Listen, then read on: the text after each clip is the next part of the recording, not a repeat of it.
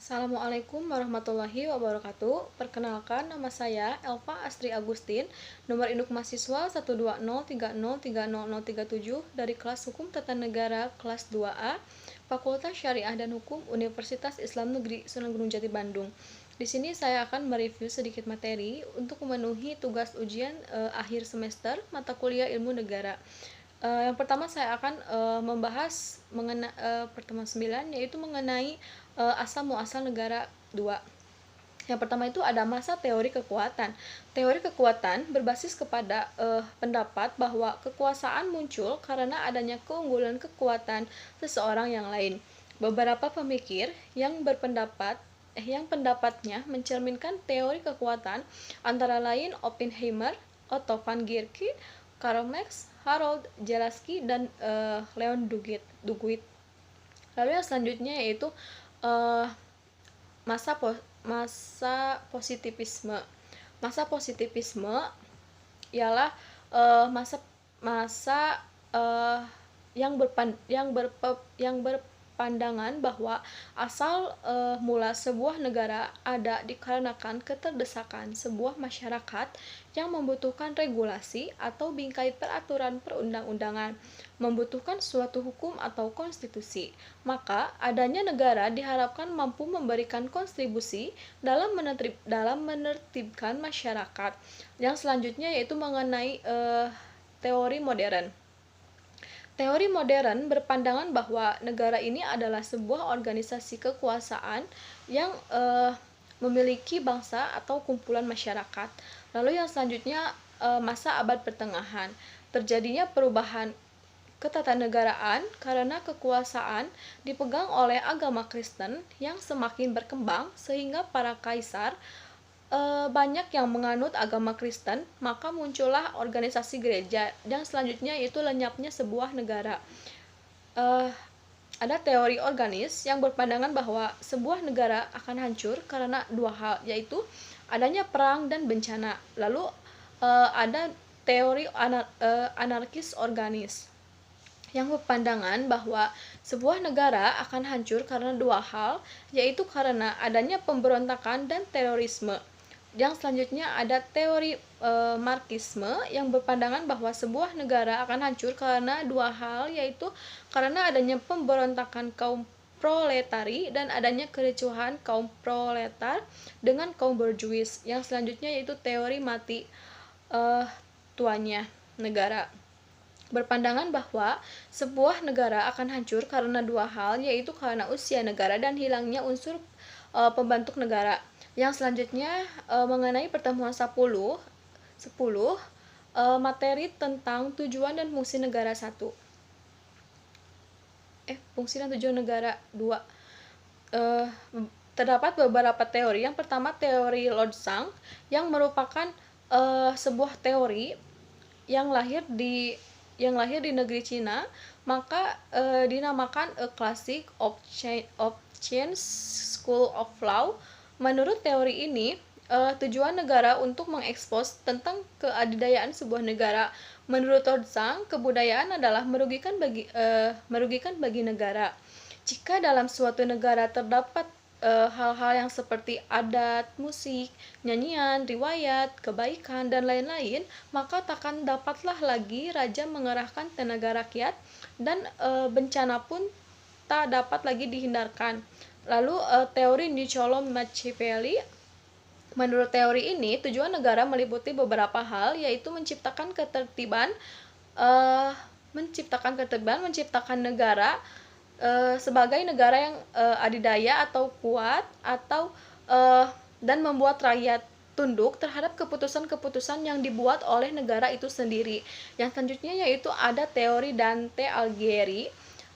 Pada teori ini mengemukakan ada dua hal yang menjadi tujuan dan fungsi dari sebuah negara, yaitu untuk menciptakan perdamaian dan ketertiban dunia dan memposisikan agama di bawah kendali negara. Teori ini lahir sebagai bentuk antitesis terhadap masa pra-Renaissance, di mana pada masa itu hegemoni kekuasaan agamawan atau gereja sangat kuat terhadap negara. Lalu yang selanjutnya ada teori John Locke. Menurut teori ini, tujuan dan fungsi sebuah negara adalah membentuk sebuah perlindungan hak asasi manusia. Dalam hal ini, John Locke menyatakan bahwa tujuan berdirinya suatu negara adalah untuk memelihara dan menjamin hak asasi manusia yang tertuang dalam perjanjian masyarakat. Yang selanjutnya itu langsung ke pertemuan 11, yaitu materi mengenai tujuan dan fungsi negara 2. Tujuan fungsi negara 2. Yang pertama itu teori Immanuel Kant. Immanuel Kant ini tujuan dan fungsi negara adalah untuk membebaskan rakyat atau warga negara dari sifat diskriminatif atau keterbatasan. Artinya, pada teori ini memberikan hak keleluasan kepada warga negara untuk mengapresiasikan apa yang menjadi kehendak dan aspirasinya. Lalu selanjutnya pandangan paham sosialis. Pandangan paham sosialis ini pandangan yang tidak jauh beda dengan teori Immanuel Kant. Tetapi paham sosialis ini menekankan pada aspek sosial. Keberadaan negara ini memiliki tujuan dan fungsi bagaimana menciptakan sifat-sifat non-diskriminatif dan menciptakan nilai-nilai kesamaan yang berkembang di masyarakat sehingga tidak terjadi lagi kelas-kelas sosial di antara masyarakat itu sendiri. Yang selanjutnya yaitu pandangan paham liberalis kapitalis. Pandangan paham liberalis kapitalis ini merupakan bentuk antitesis sosialis serta menghendaki sebuah negara memiliki tujuan dan fungsi bagaimana agar negara ini memberikan keleluasan kebebasan sebebas-bebasnya kepada individu yang menghuni negara tersebut. Sehingga pada pandangan ini lebih menekankan pada aspek sosialis. Dalam hal ini bahwa yang kuatlah yang menang, kemudian yang lemahlah yang kalah.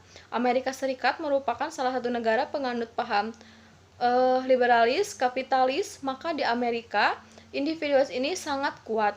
Yang selanjutnya itu pandangan sosial demokrat. Pandangan sosial demokrat ini merupakan bentuk antitesis kapitalis dan ada jaminan kesejahteraan. Jadi, negara hadir untuk memberikan kesejahteraan jaminan terhadap masyarakat negara itu sendiri, bagaimana menciptakan kesejahteraan dan perdamaian. Lalu lanjut. Lalu mengenai pertemuan ke-12 yaitu mengenai mengenai tipe dan bentuk susunan negara. Yang pertama itu negara kesatuan. Suatu bentuk negara kesatuan merupakan negara merdeka dan berdaulat, bersusunan tunggal serta kekuasaannya untuk mengatur seluruh daerahnya ada di tangan pemerintah pusat. Menurut para ahli terdapat empat macam model negara kesatuan, diantaranya satu, vertical management model. Model macam ini digunakan oleh negara Inggris dan Jepang. Yang kedua, central representative model. Model merupakan model negara dengan sistem representasi yang terpusat. Adapun negara yang menggunakan sistem ini adalah Denmark, Spanyol, dan Swedia.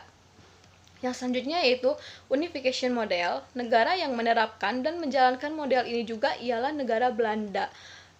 Selanjutnya mixed model ialah model negara kesatuan yang menggabungkan berbagai model yang ada dalam melaksanakan pemerintahannya.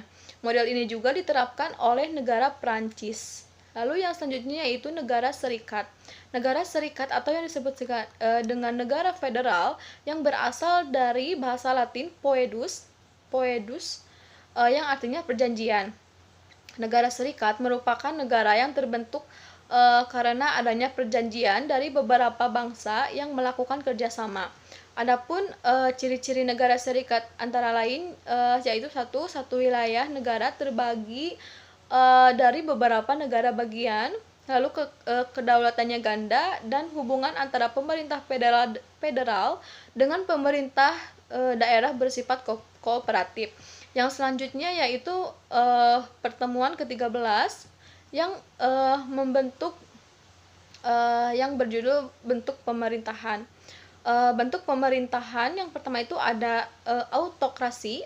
Bentuk autokrasi merupakan sebuah pemerintahan yang dikuasai oleh satu ataupun segelintir kelompok tertentu, suatu bentuk pemerintahan yang memang dikelola oleh satu ataupun sedikit orang, namun memiliki kendali yang sangat besar dalam pemerintahan tersebut. Yang kedua itu oligarki, merupakan sebuah bentuk pemerintahan yang memiliki kekuatan sehingga kekuatan tersebut menjadikan sekelompok orang yang menguasai wilayah tersebut dapat memiliki kekuasaan dalam suatu negara atau pemerintahan. Yang ketiga yaitu monarki atau tunggal, suatu bentuk kerajaan yang sifatnya tunggal dengan kedaulatan penuh berada pada tangan pemimpinnya atau rajanya.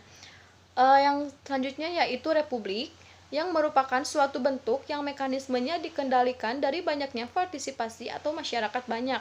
Sistem pemerintahan. Secara garis besar, sistem pemerintahan dibedakan dalam dua macam, yaitu sistem pemerintahan presidensial dan sistem pemerintahan parlementer.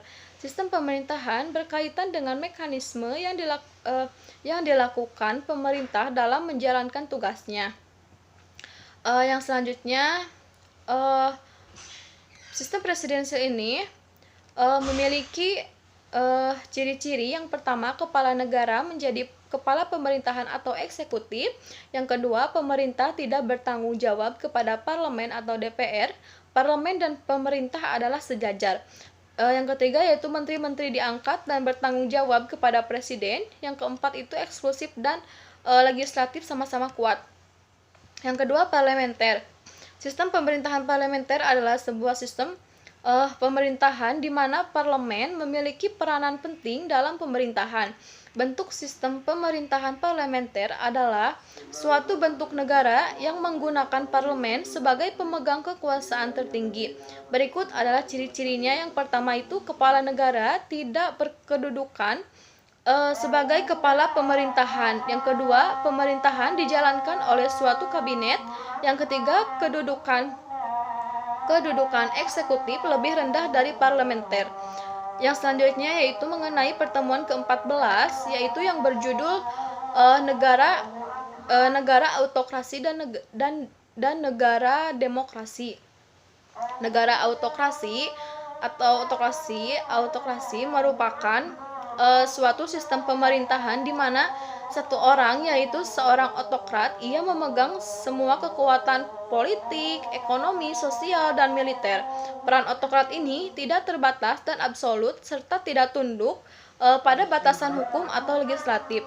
Autokrasi berasal dari dua bahasa Yunani kuno, yaitu autos yang berarti diri dan kratos yang berarti kekuasaan. Maka jika digabungkan merupakan kekuatan yang dipegang oleh seorang diri. Autokrasi modern sistem satu partai atau tunggal. Yang kedua, menghimpun kekuasaan sebesar mungkin pada tangan negara.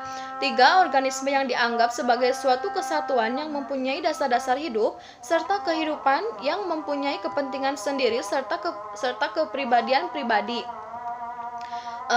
Lalu yang selanjutnya yaitu yang keempat, penentuan wakil rakyat masih dominan penguasa. Yang kelima, eksekutif dominan. Selanjutnya itu penganut sistem autokrasi modern ini fasisme Italia, Nazisme Jerman, komunisme Uni Soviet. Yang selanjutnya itu negara demokrasi.